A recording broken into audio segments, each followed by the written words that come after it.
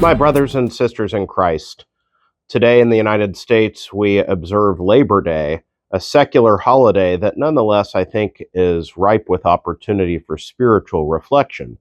If you belong here to the parish, I offered some reflections on this in my bulletin letter for yesterday, this past Sunday, and the Mass today can be offered for the occasion of Labor Day, which is good and just.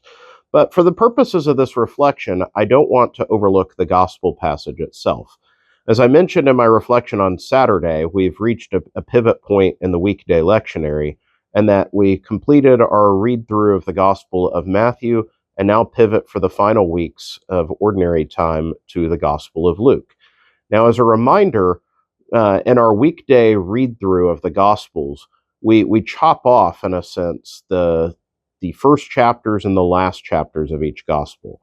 So the events of the infancy and early life of Jesus, as well as the events of his passion, death, and resurrection, are reserved for the seasons of Advent and Christmas and Lent and Easter.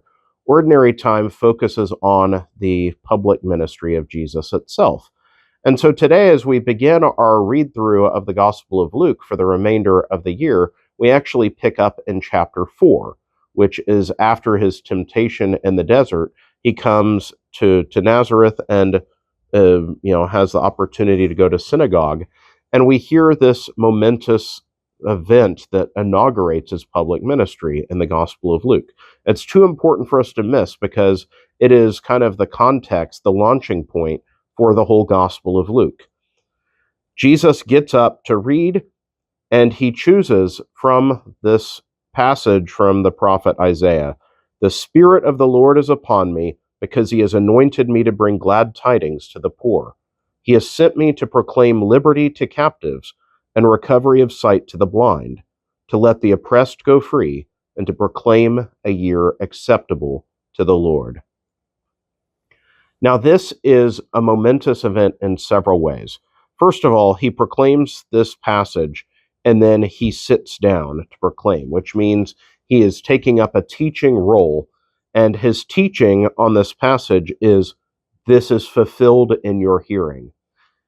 Now, the reason this is amazing is Nazareth had ties to the community at Qumran, the Essene community, which Jesus and his family did as well. But we know from the Dead Sea Scrolls found at Qumran that community had a special focus on these words from the prophet Isaiah of the particular ministry that the Messiah would bring. And so for this community, for Jesus to pick this passage to read, immediately their antennae are all up, which is why it says that everyone in the synagogue is looking intently at him. And so for Jesus to sit down and then say, "Today this passage is fulfilled in your hearing," is like setting off a bomb. He is announcing that he is the Messiah that they have been waiting for right here. And so before we get into the words that will follow, and they're very important to look at, we need to see the very nature. What is it that Jesus proclaims he has come to do? He has come to bring glad tidings to the poor. He has sent me to proclaim liberty to captives and recovery of sight to the blind, to let the oppressed go free and proclaim a year acceptable to the Lord. As a people in a year of Jubilee, Jesus is proclaiming a great Jubilee brought about by the Messiah to set captives free. He is the anointed one of God, the Christ. That's what the title Christ means, the anointed one, the Messiah, the Christ. The Lord has anointed him to bring liberty to captives and to proclaim the Jubilee of the Lord.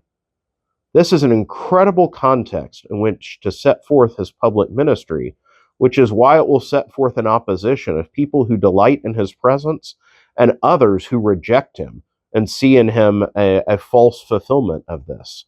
Some will not accept this proclamation, but we need to be mindful of it, not only for all that will follow in the Gospel of Luke, but to know, why has Jesus come? Why has the Word been made incarnate?